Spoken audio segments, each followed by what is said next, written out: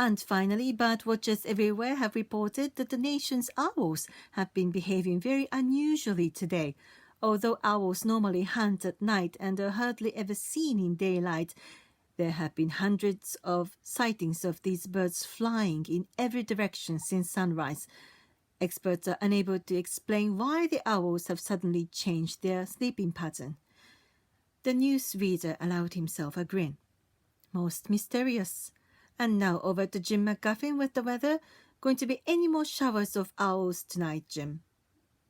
Well, Ted, said the weatherman, I don't know about that, but it's not only the owls that have been acting oddly today.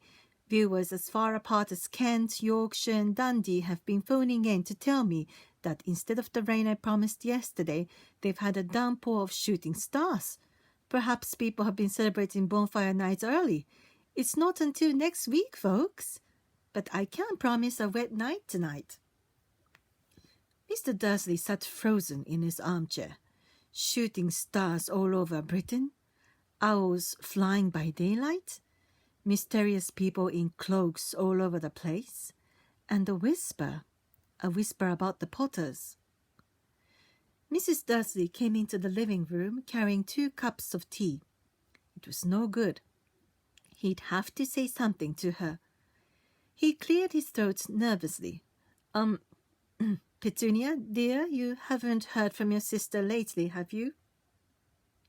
As he had expected, Mrs. Dursley looked shocked and angry. After all, they normally pretended she didn't have a sister. No, she said sharply. Why? Funny stuff on the news, Mr. Dursley mumbled. Owls, shooting stars, and there were a lot of funny-looking people in town today. So? Snapped Mrs. Dursley. Well, I just thought maybe it was something to do with, her lot. Mrs. Dursley sipped her tea through pursed lips.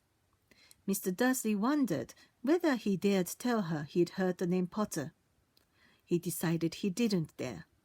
Instead, he said, as casually as he could, their son, he'd be about Dudley's age now, wouldn't he?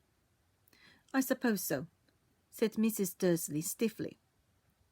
What's his name again? Howard, isn't it? Harry, nasty. Common name if you ask me. Oh, yes, said Mr. Dursley, his heart sinking horribly. Yes, I quite agree. He didn't say another word on the subject as they went upstairs to bed. While Mrs. Dursley was in the bathroom, Mr. Dursley crept to the bedroom window and peered down into the front garden. The cat was still there. It was staring down Private Drive as though it was waiting for something. Was he imagining things? Could all this have anything to do with the Potters? If it did, if it got out that they were related to a pair of... Well, he didn't think he could bear it. The Dursleys got into bed. Mrs. Dursley fell asleep quickly, but Mr. Dursley lay awake, turning it all over in his mind. His last comforting thoughts before he fell asleep was that even if the Potters were involved, there was no reason for them to come near him and Mrs. Dursley.